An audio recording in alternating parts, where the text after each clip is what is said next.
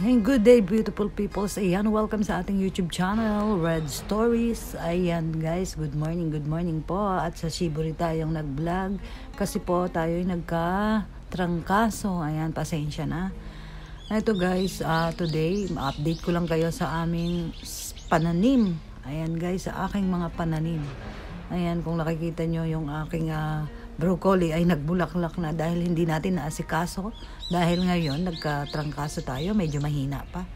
Ayan guys, update ko na rin kayo, syempre guys, bago ko kayo i-update, ayan, magti-thank you muna po ako sa lahat ng mga new subscribers, sa silent viewers, sa subscribers, at syempre sa aking family, sa aking mga kaibigan. Thank you very much po sa pagsuporta sa aking channel. Ayan guys, maulan na umaga sa inyo, medyo umaambon-ambon kanina. At napakakulimlim guys. Ayan, tara, let's go guys. Check natin yung ating mga pananim. Ayan guys, yung ating broccoli. Sabi ko nga, ayan, namulaklak na siya. Hindi natin na harvest yan kasi ayun nga, masama ang ating pakiramdam at tayo nagkatrangkaso. Medyo mahina pa. Ayan, nagbulaklak na siya guys. At syempre yung ating serili, ayan. Yung ating guys, anong tawag nito, pechay ay kinain na ng uod. Pero yung serili hindi nila kinakain kasi ayaw ng insekto yung niyan, amoy at lasa. Ayan, look at the banana. Grabe ang dahon. Ayan, sobrang ulan po dito at madamo. Sobrang madamo. Ayan yung ating talbos ng kamote. Ayan. Medyo lumabong-labong na. At syempre yung curry. Ito yung miyoga. Ang daming miyoga dito guys. Ayan. May bunga na rin po yung ating talong guys. Ayan bulaklak at bunga. May bunga na to guys Nawala na. Ayan, ganda niya Ang daming bulaklak. At yung ating syempre na-harvest na natin, ayan. Dami na ring damong hindi na naasikaso. Yung ating mga sili. At yung ating kamatis. Ayan guys, yung ating kamatis ay nagbunga na. Ayan. Ito rin. Daming bunga guys. At dito rin. Ayan, ang ating kamatis. Bango ng amoy. Ayan, ang daming bulaklak guys. Ayun, ang daming bunga. Marami siyang bunga guys. Nalagyan ko na rin yan ng balag. Ayan look at that. Yung talong natin nakain yata. Wala na yung bunga. May bunga yan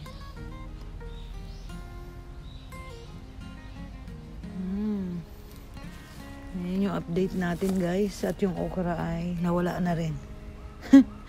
Wala na rin yung okra natin. Ayan, puro bulaklak. Ang ating talongers. Ayan. At ito na rin yung ating carrots guys. Ayan ang labong. Ewan ko kung mag-aano yan. Ayan ang ating update. Wala na yung okra natin. Yung talong din, ewan ko kung nawala bigla. Ayan, grabe talaga pag umuulan guys. Ayan yung ating banana tree. Grabe ang labong Pwede na yan guys kasi ang lalaki na ang dahon. Mababa lang siya pero ang lalaki ng dahon. Grabe. Ang labong. Gandang tingnan. Tsaka ang dami. Dumadami pala to. Nanganganak Tingnan nyo guys sa ilalim Yung kamatis natin na puro bulaklak. Pero hindi pa siya nagbunga. Ay, mayroon na rin. Ang bango. Ang bango guys ng amoy nung Ayun, ang daming bunga pala sa ilalim. Guys, aray ko. Nasa ilalim yung bunga. Wait lang. Ito guys, ang dami. Ayan sa ilalim yung bunga. Ayan. Ay, nalaglag. Sorry, nalaglag.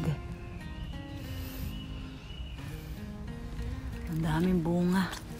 Akala ko walang bunga. Nalaglag yung yung bunga. Ang bango. Ayan guys, yung ating update sa ating mga pananim. Yung doon na kamatis guys, kasi yung doon malalaki yun. Ito ay yung natanggal ay cherry tomato. Init. Ayan guys, yung ating update sa ating mga pananim. Uulan na naman guys, kaya yan, hindi tayo makakapagluto dito sa labas. Medyo mahangin din. Ayan, kapag mahangin kasi hindi tayo mahirap na at baka magkasunog. Wag naman sana. Ayan guys, after ko kayong ma-update sa aking mga pananim, today ay magluluto tayo ng simpleng recipe, garlic butter shrimp. Ayan guys, ito ang ating mga ingredients. Hi guys, ito ang ating mga ingredients. Ayan, syempre meron tayong shrimp guys. Ayan, kumuha na nga pala ako ng spring onion at saka yung celery natin doon sa ating garden. Ayan, fresh na fresh. May garlic tayo and onion. Ayan guys, ang aking gagamitin. Syempre maglalagay tayo ng butter, wine, at yung ating black pepper. Ayan guys, mag-i-start na ako syempre na maghiwa-hiwa ng ating mga ingredients. Ayan guys. Unahin natin yung ating onion. Napakalaki ng onion dito guys. Talagang ang laki-laki. Ayan guys, hiwa-hiwain ko lang ito. Syempre, pagkatapos nyan, maya-maya ay magluluto na tayo guys.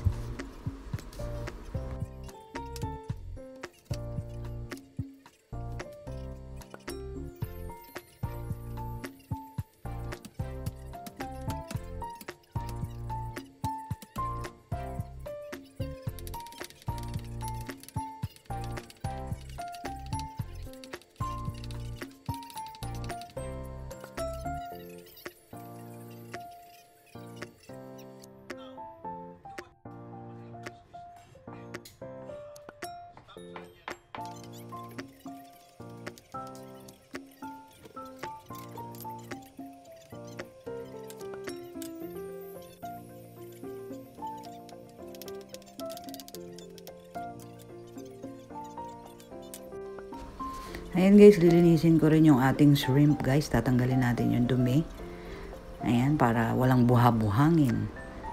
Ayan guys, nag-init na ako ng fry pan. Ayan, nilagyan ko na yan ng cooking oil at saka butter.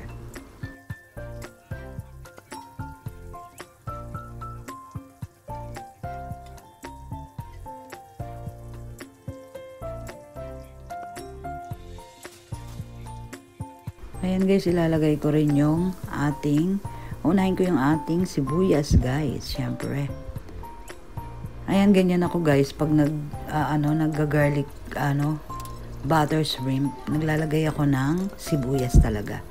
Syempre, lalagyan natin ng garlic yan, pampabango. At saka masarap pag maraming garlic guys. Ayan, isutay lang natin ng mabuti, ayan. Ayan guys, ilalagay na natin ang ating main. Siyempre, yung ating shrimp. Ayan, igisa lang natin ng mabuti yan guys. Grabe, ang bango-bango.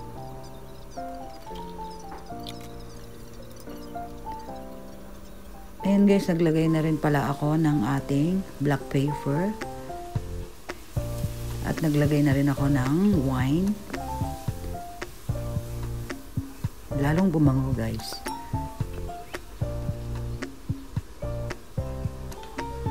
Ayan, syempre maglalagay din tayo dyan ng dashi.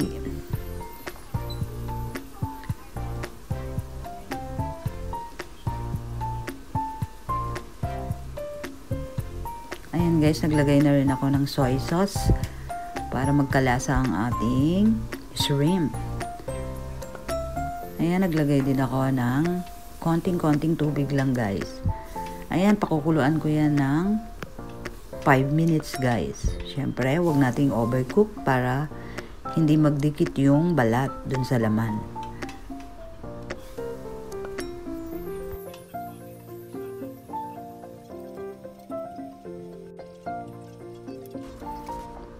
Ayan guys, after 5 minutes, ayan, luto na yung ating butter garlic shrimp. Ayan, linagay ko na yung toppings, yung ating celery, ayan, fresh na fresh, at syempre yung ating spring onion. Ayan, linagay ko na rin para maganda-ganda at syempre dagdag aroma po yan at napakabango. Ayan guys, sa pagkakataong ito, luto na ang ating butter shrimp. Garlic butter shrimp, ayan, luto na guys. Ready to eat na yan. Ayan ang ating menu for today guys. Ayan, kung nagustuhan nyo, syempre, magluto na rin kayo. Ayan guys, napakasarap yan. Syempre, kamayan ang labanan natin dyan guys. At makaka-extra rice ka pa. Ayan guys, syempre, wag sobra ang pagkain ng hipon. Alam naman nating masama sa, lalo na sa mga high blood. Ayan guys, ready to serve na ang ating garlic butter shrimp. Ayan guys.